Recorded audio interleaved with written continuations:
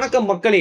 எங்கேயோ ஒரு இடத்துல வந்து அகாடமி அவார்ட்ஸ், ஆஸ்கர் அவார்ட்ஸ் நடக்குது. அத பத்தி நம்ம ஏன் பேசணும்? நம்மளுடைய தேசிய விருதுகள் தான் பெருசு அப்படின்னு சொல்லிட்டு நம்ம சொன்னாலும் வந்து பார்த்தீங்கன்னா, உலகம் முழுக்க வந்து சினிமாக்கு உண்டான ஒரு பெரிய ரெகக்னிஷனா வந்து பாஃப்டா அவார்ட்ஸ் இருந்தாலும், அதுக்கப்புறம் கான்ஸ் அவார்ட்ஸ் இருந்தாலும் வந்து பார்த்தீங்கன்னா, இன்னைக்கு வரைக்கும் அகாடமி அவார்ட்ஸ், ஆஸ்கர் அவார்ட்ஸ்ல யாருக்கெல்லாம் வந்து வின் பண்றாங்க, யாரெல்லாம் வந்து தட்டின்னு போறாங்க அப்படிங்கிறது ஒரு ஒரு வருஷமா நம்மளுக்கு பார்க்கறதுக்கு ஒரு ஆவல் இருக்கும். அப்படி இந்த வருஷம் வின்னர்ஸ் யாருங்கிறத நீங்க ஏற்கனவே பார்த்திருப்பீங்க. அதற்கு பின்னணியில நடந்த அரசியல், அதற்கு பின்னணியில நடந்த அதிருப்திகள், அதற்கு பின்னணியில என்னென்ன படங்கள்லாம் நிஜமாவே டிசர்வ் பண்ணுச்சு, எந்தெந்த காரணங்களுக்காக வின் பண்ணுச்சு அப்படிங்கிற மாரி விஷயத்த தான் வந்து இந்த காணொளியில பார்க்க போறீங்க. 98த் அகாடமி அவார்ட்ஸ், ஆஸ்கர் அவார்ட்ஸ் இந்த வாட்டி வந்து பார்த்தீங்கன்னா வந்து அமெரிக்கா, ஈரான்ல ஒரு பெரிய சம்பவத்த செஞ்சுட்டு இருக்கும்போது வந்து, பாலஸ்தைனுக்கு ரொம்ப நாள் வந்து பார்த்தீங்கன்னா, துரோகம் செஞ்சுட்டு இருக்கப்பயே வந்து, இந்த அவார்ட்ஸ் நடக்கிறப்போ, முடிஞ்ச அளவுக்கு நெறைய பேர் உள்ள புகுந்து குரல் கொடுத்துடணும் அப்படின்னு நெனச்சாங்க. இதனாலேயே வந்து பார்த்தீங்கன்னா, ரொம்ப ஃபில்டர் பண்ணி தான் வந்து இந்த அவார்ட்ஸ்க்கு உண்டான கெஸ்ட் எல்லாம் வந்து உள்ள கூட்டு வந்தாங்க. கெஸ்ட் உள்ள கூட்டது மட்டும் இல்லாம, எவனுமே வந்து இந்த மாரி பேசுறவன் ஸ்டேஜ் ஏறிறக்கூடாதுன்னு நெனச்சாங்க. பட் அதையும் மீறி வந்து பார்த்தீங்கன்னா, யாவேர் பார்டர் மாரியான நெறைய ஆக்டர்ஸ்லாம் வந்து பாலஸ்தைனுக்காக குரல் கொடுத்தது மட்டும் இல்லாம, போர் வேணாம் அப்படிங்கிறத வந்து ஸ்டேஜ்ல சொல்லிட்டு போயிருக்காங்க. சரி எடுத்தோன அரசியல் பேசுறியேடா, யாரெல்லாம் வின்னர் அப்படின்னு சொல்லி தொலை அப்படிங்கிறீங்க.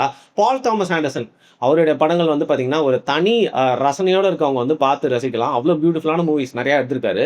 அவருடைய one battle after the another அப்படிங்கிற படம் தான் வந்து பார்த்தீங்கன்னா, இந்த வாட்டி பெஸ்ட் பிக்சருக்கு உண்டான அவார்டு வந்து வாங்கியிருக்கு. நான் கெஸ் பண்ணேன். இந்த படம் பார்க்குறப்பவே வந்து இந்த படத்துக்கு அவார்ட் குடுப்பாங்க அப்படின்னு சொல்லிட்டு.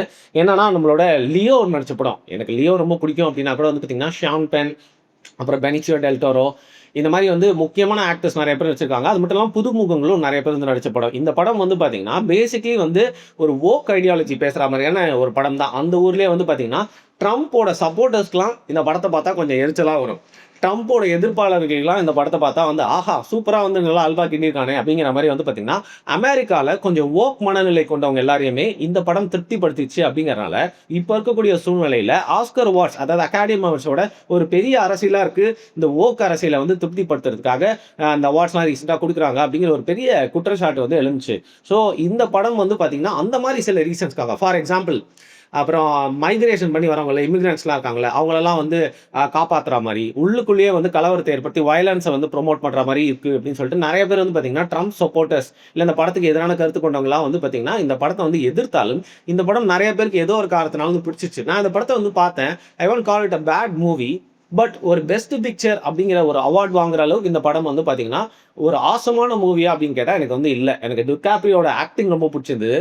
அவருடைய காமெடி ஜானர்ல இந்த படம் வந்து பார்த்தீங்கன்னா, ஒரு பெரிய ஒரு பெர்ஃபார்மன்ஸ் அப்டின்னே வந்து சொல்லலாம். இன்ஃபாக்ட் அவருக்கு அவார்ட் கிடைக்கும் அப்படின்னு கூட நெனச்சேன். மேபி ஒரு தலைப்பட்சமா எனக்கு அவர பிடிக்கும் அப்படின்றனால கூட பெஸ்ட் ஆக்டர் அவார்டு அவருக்கு போகும்னு நெனச்சேன். பட் பெஸ்ட் ஆக்டர் அவார்ட் அப்படின்னு போகாம வந்து பார்த்தீங்கன்னா, இந்த படத்துக்கு வந்து பெஸ்ட் பிக்சர் மட்டும் இல்லாம, இன்னும் நெறைய அவார்ட்ஸ் வந்து கிடைச்சிருக்கு. இன்ஃபாக்ட் இந்த 98த் ஆஸ்கர்ல வந்து பார்த்தீங்கன்னா, ஒரு பிக் வின்னர் அப்படின்னா one battle after the another. இந்த படத்துக்கு தான் வந்து அதிகமான ஆஸ்கர் அவார்ட்ஸ் வந்து கிடைச்சிருக்கு. சரி, அடுத்து முக்கியமான ஒரு அவார்டு வந்து யாருக்குன்னு பார்க்கலாம். நான் ஏற்கனவே சொன்ன மாரி பெஸ்ட் டைரக்ஷனும் வந்து பார்த்தீங்கன்னா, பால் தாமஸ் ஆண்டர்சனுக்கு இந்த படத்துக்கு தான் வந்து கிடைச்சிருக்கு. ஸோ அவரு நிஜமாவே வந்து பார்த்தீங்கன்னா, ஒரு டைரக்ஷன் வியூல இருந்து இந்த படத்த நல்லா தான் வந்து வழக்கம் போல சூப்பரா வந்து டைரக்ட் பண்ணியிருப்பாரு. பெஸ்ட் ஆக்டர், லீடிங் ஆக்டர் வந்து பார்த்தீங்கன்னா, மைக்கேல் பி ஜோர்டன். இவர் வந்து நெறைய பேர் பிளாக் பேந்தர்ல ஒரு வில்லனா தான் பார்த்திருப்பீங்க. பட் அந்த காலகட்டத்திலே வயர் அப்படிங்கிற ஒரு சீரிஸ், அப்புறம் நெறைய படங்கள், அப்புறம் சொப்ரானோஸ் அப்படிங்கிற சீரிஸ்ல ஒரு கேமியோ அப்படின்னு சொல்லிட்டு ஒரு சிறுவனா, சைல்டு ஆர்டிஸ்ட்டாவே நெறைய படங்கள் நடிச்சிருக்காரு. அது மட்டும் இல்லாம நெறைய சீரிஸ், நெறைய மினி சீரிஸ், நெறைய படங்கள் நடிச்சு ஒரு ஹார்ட் த்ராபா பெண்களுக்கெல்லாம் ரொம்ப புடிச்ச ஒரு ஆக்டரா இவரு இருந்த சூழ்நிலையில தான் வந்து பார்த்தீங்கன்னா, பிளாக் பேந்தர்ல ஒரு நெகட்டிவ் கேரக்டர் பண்ணி வேர்ல்டு வைட் இவரோட ரீச் அப்படிங்கிறது வந்து ரொம்ப பெருசாச்சு. அதையும் தாண்டி வந்து பார்த்தீங்கன்னா, இவர் நெறைய படங்கள்ல ஹீரோவா நடிச்சுட்டே இருக்கும்போது, இந்த சின்னர்ஸ் படம் இவருக்கு ஒரு பெரிய திருப்பு முனையா அமையுது. ஸோ சின்னர்ஸ் படத்த பத்தி இந்த நேரத்துல நான் வந்து சொல்லணும். ஸோ சின்னர்ஸ் படத்த என்னுடைய நண்பர் ஒருத்தர் வந்து ரெக்கமெண்ட் பண்ணி வந்து பார்க்க சொல்லியிருந்தாரு. நம்ம ஊர்ல வந்து மாரி செல்வராஜ், ரஞ்சித் போன்றவர்கள் வந்து படம் எடுத்தா, சில பேருக்கு வந்து பார்த்தீங்கன்னா, முற்றிலுமா ஏத்துக்கவே முடியாது. அதாவது மாரி செல்வராஜ், ரஞ்சித் சொல்றத 100% நம்ம ஏத்துக்கணும்னு அவசியம் இல்ல. பட் அவங்களுடைய கலை படைப்பு, அவங்க சொல்லக்கூடிய சில விஷயங்கள், அதுல நியாயம் இருந்தா நம்ம ஏத்துக்கிட்டு, அந்த படத்த வந்து நம்ம கொண்டாடணும் அப்படிங்கிறது ஒரு பொதுவான பார்வையா இருக்கணும். அதே மாரி வந்து ஒரு பொதுவான பார்வையில கொண்டாடாம வந்து பார்த்தீங்கன்னா, சின்னர்ஸ் படத்துக்கு வந்து, "என்னடா ரொம்ப ஓக்கா இருக்கு. சும்மா ஆவுனா வந்து இந்த பிளாக்ஸ்ன்னு சொல்லிட்டு அவங்கள குளோரிஃபை பண்ற மாரியே படம் எடுக்கிறீங்க. பிளாக் லைவ்ஸ் மேட்டரோட எக்ஸ்டென்ஷன எவ்வளோ நாள் தான்டா ஆஸ்கர் அவார்ட்குள்ளேயும் கொண்டு வருவீங்க. படம் நல்லா இருந்தா அவார்ட் குடுங்களேன்டா. அதுக்காக என்னடா இந்த படத்த வந்து கஞ்சன்டா வச்சு இவ்ளோ பாராட்டியிருக்கீங்க அப்படின்னு சொல்லிட்டு, இந்த படம் வந்தப்பவே இதுக்கு எங்கடா அவார்ட் போயிற போதுன்னு சொல்லிட்டு நெறைய பேருக்கு எதிர்ப்பும் தெரிவிச்சாங்க. ஃபார் எக்ஸாம்பிள் இந்த படம் வந்து பார்த்தீங்கன்னா, சிம்பாலிக்கா நெறைய விஷயத்த சொல்லக்கூடிய படம். இந்த கருப்பினத்தவர்கள் இருக்காங்கல்ல, அவங்க மேல இருக்கிற அந்த ரேசிசம் வந்து வெள்ளை இனத்தவர்கள் எந்த மாரி வந்து காட்டுறாங்கன்னு இந்த படத்துல அப்படின்னு பார்த்தீங்கன்னா, இந்த படத்துல வந்து வெள்ளை இனத்தவர்கள் எல்லாத்துலயுமே வந்து வேம்பயர்ஸா வந்து காமிச்சிருப்பாங்க. வச்சிருப்பாங்க. வேம்பயர்ஸா இருக்கிறவங்க எல்லாமே வெள்ளை இனத்தவர் அப்படிங்கிற மாரி வந்து பார்த்தீங்கன்னா, இந்த படம் வந்து முழுக்க முழுக்க ரேசிசம பத்தி டைரக்ட்டா நெறைய விஷயங்கள் ஃபார் எக்ஸாம்பிள் வந்து ஜங்கோ அன்சேன் படம் பார்த்தீங்கன்னா, ரேசிசம் பத்தி டைரக்ட்டா நெறைய விஷயங்கள் பேசி வந்து காட்சிப்படுத்தியிருக்கும். பட் இந்த படம் வந்து சிம்பாலிக்கா நெறைய வந்து பார்த்தீங்கன்னா, ரொம்ப டிஃபரண்ட் ஆர்டிஸ்டிக்கா நம்மள்கிட்ட வந்து கொண்டு சேர்த்தத, இந்த படம் ஆடியன்ஸ்க்கு வந்து ஒரு பெரிய ரீச் வந்து ஆச்சுன்னு சொல்லலாம். அது மட்டும் இல்லாம ஆல்டர்னேட்டிவ் மூவிஸ் பார்க்குறவங்க எல்லாருக்குமே வந்து இந்த படம் ரொம்ப புடிச்சிருச்சு. ஆனா, இதுல இருக்கிற ஒரு பெரிய விமர்சனம் என்னன்னு பார்த்தீங்கன்னா, நிஜமாவே படம் கூட என்டர்டெய்னிங்கா தாங்க இருந்துச்சு. ஆனா, இந்த படத்துக்கு நல்ல வேளை வந்து நீங்க பெஸ்ட் பிக்சர்லாம் குடுக்கல. அந்த அளவுக்குன்னு சொல்லிட முடியாது. அதுல குறிப்பா வந்து மைக்கேல் பி. ஜோர்டனோட ஆக்டிங் நல்லா தான் இருந்துச்சு. பட் பெஸ்ட் ஆக்டருக்கான அகாடமி அவார்ட அவர் வின் பண்ற அளவுக்கு வந்து பார்த்தீங்கன்னா, அதுல பெரிய பெர்ஃபார்மன்ஸ்லாம் குடுக்கல அப்படின்னு சொல்லிட்டு 50-50யா வந்து பீப்பிள் வந்து டிவைடா இருக்காங்க. பட் கருப்பு இனத்தவர்ல இவர் வந்து பார்த்தீங்கன்னா, 6வது ஆக்டர்ங்க இந்த அவார்ட வாங்குறது. 6வது ஆக்டரா? பரவாயில்லையே! அப்படிலாம் நினைக்காதீங்க. 80க்கும் மேற்பட்ட வெள்ளை நடிகர்கள், வெள்ளை நிறம் கொண்ட நடிகர்கள்லாம் வந்து அவார்ட வின் பண்ணியிருக்காங்க. இவர் வெறும் 6வது தான். சிட்னி பாய்டர், அப்புறம் Jamie Foxx, Will Smith, Denzel Washington, Halle Berry, அப்புறம் ஃபாரஸ்ட் விட்டேக்கர் இந்த மாரி வந்து பார்த்தீங்கன்னா, லெஜெண்ட்ஸ் எல்லாருமே வந்து அவார்ட வந்து சூப்பரா வந்து வின் பண்ணிட்டு போயிருக்காங்க. அவங்களுடைய வழியில வந்து எனக்கும் இந்த அவார்ட் கிடைச்சது எனக்கு ரொம்ப பெரிய விஷயம்னு சொல்லிட்டு, ரொம்ப உணர்ச்சிபூர்வமான ஸ்பீச் வந்து மைக்கேல் பி. ஜோர்டன் வந்து குடுத்துட்டு போயிருப்பாரு. குறிப்பா வந்து பார்த்தீங்கன்னா, அவங்கவங்க கேர்ள் ஃபிரெண்ட்ஸ கூட்டு வருவாங்க. பட் இவர் ரொம்ப கியூட்டா வந்து அவருடைய அந்த ஆஸ்கார் அவார்ட் டேட்டா அவங்க அம்மாவே கூட்டு வந்து, அவங்க அம்மாவோட ஆசீர்வாதத்தோட வந்து இந்த ஸ்பீச்ச வாங்கிட்டு போயிருந்தாரு. எல்லாருமே அதுக்கு வந்து ஒரு ஸ்டாண்டிங் ஓவேஷன் குடுத்துருக்காங்க. நிஜமாவே ஒரு கருப்பினத்தவர் 6வது பிளேஸ்ல ஒரு வந்து அவார்ட் வாங்கியிருக்காரு அப்படின்னா வந்து பார்த்தீங்கன்னா, அந்த ஒரு வகையில அவருக்கு இந்த அவார்ட் கிடைச்சது நம்மளுக்கு வந்து சந்தோஷம் தான். பெஸ்ட் ஆக்ட்ரஸ் வந்து பார்த்தீங்கன்னா, ஜெஸ்ஸி பக்லி இவங்க ஹாம்லெட் அப்படிங்கிற படத்துக்காக வின் பண்ணியிருக்காங்க. இதுல பேசிக்கா வந்து நம்ம வில்லியம் ஷேக்ஸ்பியர் இருக்கார்ல, நம்மளோட போயட் அப்புறம் ஸ்டோரி ரைட்டர். அவருடைய மனைவியா நடிச்சதுக்காக வந்து பார்த்தீங்கன்னா, இவங்களுக்கு இந்த அவார்ட் கிடைச்சிருக்கு. நிஜமாவே டிசர்விங்கான ஒரு பெர்ஃபார்மன்ஸ் தான். இந்த படத்த நம்ம பார்க்கலனாலும் சில சீன்ஸ்லாம் வந்து எதனால இவங்களுக்கு இந்த அவார்ட் கிடைச்சது அப்படின்ற மாரி சில சீன்ஸ்லாம் வந்து பார்க்க நேர்ந்தது. ஒரு கிரேட் பெர்ஃபார்மர் அப்படின்னே வந்து சொல்லலாம். பெஸ்ட் சப்போர்ட்டிங் ஆக்டர் ஏற்கனவே சொன்ன மாரி Sean Penn, one back left is another. இவர் வந்து பார்த்தீங்கன்னா, இவர் வாங்கக்கூடிய 4வது அகாடமி அவார்டுன்னு நெனைக்கிறேன். இவர் வந்து பார்த்தீங்கன்னா, ஏற்கனவே மில்க், ரெயின் மேன் மாரி நெறைய படங்கள் நடிச்சு வந்து கலக்கியிருக்காரு. இவர் டைரக்டும் நெறைய படங்கள் வந்து பண்ணியிருக்காரு. இந்த படத்துல நிஜமாவே இவரோட ஆக்டிங்காக இவருக்கு அவார்ட் கிடைச்சது. ஹி டிசர்வ்ஸ் இட் அப்படின்னே சொல்லலாம். பட் எல்லாருமே என்ன நினைச்சாங்க, பெனிசியோ டெல் டோரோ நம்மளோட சிக்காரியோ படத்துல கூட வச்சிருப்பார்ல, அவரோட ஆக்டிங் பார்த்து வந்து பெஸ்ட் சப்போர்ட்டிங் ஆக்டர் அவர் தான் வின் பண்ணுவாரு அப்படின்னு வச்சிருந்தாங்க. பட் ஷான் பென் வந்து தட்டின்னு போயிட்டாரு. ஒண்ணும் வந்து ஒரு ராபரின்னு சொல்ல முடியாது. ஒரு டிசர்விங் வின் தான். பெஸ்ட் ஒரிஜினல் ஸ்கிரீன் பிளேக்கு வந்து பார்த்தீங்கன்னா, ரயான் கோக்லர் சின்னர்ஸ் படத்துக்காகவும், அதுக்கப்புறம் பெஸ்ட் அடாப்டட் ஸ்கிரீன் பிளே வந்து ஒன் பேட்டில் ஆஃப் அனதருக்கு வந்து நம்ம பால் தாமஸ் ஆண்டர்ஸ்க்கு வந்து கிடைச்சிருக்கு. ஸோ இது 2 பேர் கூட வந்து பார்த்தீங்கன்னா வந்து அதிகமா வின் பண்ண படங்கள்ல 2 பேருக்கு சேர்த்து தான் வந்து கிடைச்சிருக்கு.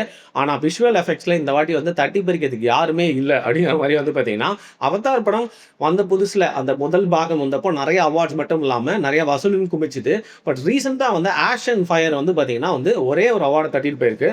பெஸ்ட் விஷுவல் விஎஃப்எக்ஸ்க்காக வந்து பார்த்தீங்கன்னா வந்து இந்த அவார்டு அந்த ஒரு கேட்டகரியில நிஜமாவே டிசர்விங்கான ஒரு அவார்ட் அப்படின்னு தான் வந்து சொல்லலாம். ஏன்னா அந்த படத்துல அந்த செட்டிங்கு, கதைக்களம் எல்லாத்தையுமே நம்ம பார்த்து சலிச்சிருந்தாலும், இன்னைக்கு வரைக்கும் வந்து ஆஸ்ட்ரக்கா மார்வெலஸா வந்து நம்மளோட ஜேம்ஸ் கேமரான் வந்து குடுத்திருக்கிறது அந்த விஷுவல் எஃபெக்ட்ஸ் தான். ஸோ அதற்கு ஒரு டிசர்விங்கான அவார்டு வந்து இந்த 98th அகாடமி அவார்ட்ஸ்ல ஆஷ் அண்ட் ஃபயருக்கு வந்து கிடைச்சிருக்கு. இதுல வந்து பார்த்தீங்கன்னா, வித்தியாசமான அவார்ட்ஸ வந்து பெற்றதுன்னு சொல்லிட்டு இந்த புரொடக்ஷன் டிசைனா இருக்கட்டும், அப்புறம் இந்த காஸ்டியூமா இருக்கட்டும், இது மாரி எல்லா விஷயத்துக்கும் வந்து பார்த்தீங்கன்னா, பிராங்கென்ஸ்டைன் அப்படிங்கிற படத்துல வந்து கிடைச்சிருக்கு. ஜேக்கப் எலோடி அப்படின்னு சொல்லிட்டு ஒரு ஆக்டர் தான் பிராங்கென்ஸ்டைன் அதுல நடிச்சிருக்காரு. நிஜமாவே சொல்றேன். ஹைட்டு, வெயிட்டு, மூஞ்சி எல்லாமே ஒரு பிராங்கென்ஸ்டைன் மாரியே இருக்கும் அந்த ஆளுக்கு.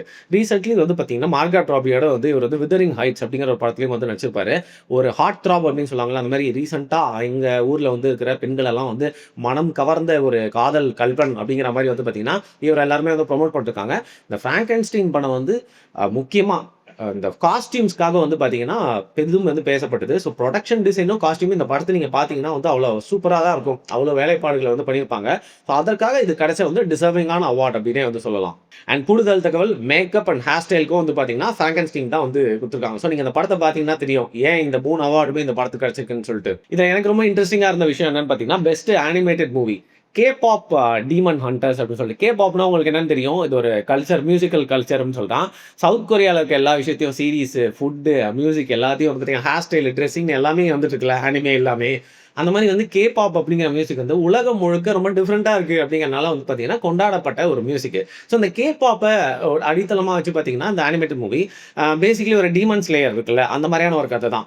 என்ன ஆச்சு அப்படின்னு பார்த்தீங்கன்னா, மனுஷங்கள் எல்லாம் வந்து டீமன்ஸ் வந்து ஆட்கொண்டு நெறைய டீமன்ஸ்லாம் வந்து பார்த்தீங்கன்னா, கொஞ்சம் கொஞ்சமா மனுஷங்கள வந்து கொன்னுட்டே இருக்காங்க. அப்ப என்ன பண்றாங்க, இந்த கே-பாப் மியூசிக்க வச்சு ஒரு 3 விமன் அவங்க என்ன பண்றாங்க, ஹார்ன்லூம் அப்படிங்கிற மாரி ஒரு விஷயம் பண்ணி வந்து பார்த்தீங்கன்னா, அந்த டீமன்ஸ்லாம் வந்து கொலை பண்ணிட்டே இருக்காங்க அந்த கேபாப் மியூசிக் வச்சு.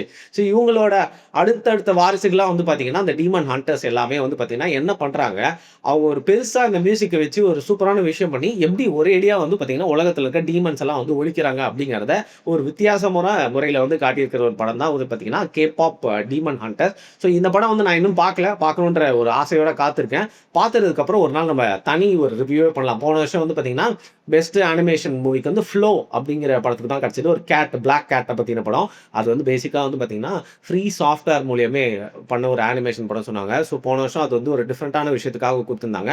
பட் இந்த வருஷம் இந்த கேபாப் டீமன் ஹண்டர்ஸ் படம் பார்த்தா தான் எந்த ஒரு ரீசன்க்காக குடுத்திருக்காங்க அப்படின்னு நம்மளுக்கு தெரியும்.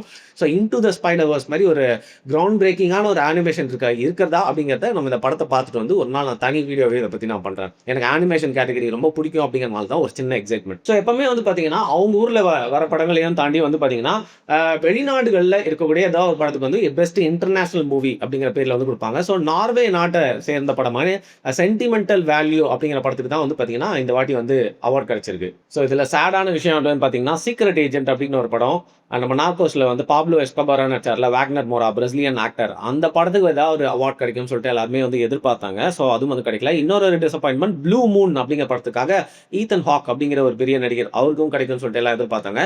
ஸோ இந்த மாதிரி டிசப்பாயின்ட்மெண்ட்ஸ்லாம் இருந்தாலும் எல்லாருமே எதிர்பார்த்த மாரி வந்து பார்த்தீங்கன்னா வந்து sinners and one battle after தான் வந்து வின் பண்ணுச்சு. இதுல முக்கியமான விஷயத்த நான் நல்ல வேளை சொல்லாம விட்டேன். மார்டி சுப்ரீம், திமோத்தி சாம்லட் அந்த ஆக்டர் வந்து பார்த்தீங்கன்னா ரொம்ப ஃபேமஸ். நம்ம இன்டர்ஸ்டெல்லர்ல வந்து சின்ன பையனா நடிச்சிருப்பாப்ல. டியூன் படத்தோட ஹீரோ, ஜெண்டாயாவோட பாய் ஃப்ரெண்டு. ஐயோ! ஜெண்டாயாவோட பாய் ஃப்ரெண்ட் சொல்லிட்டேன். ஜெண்டாயா வந்து இந்த டியூன் படத்துல நடிச்சிருப்பாங்க.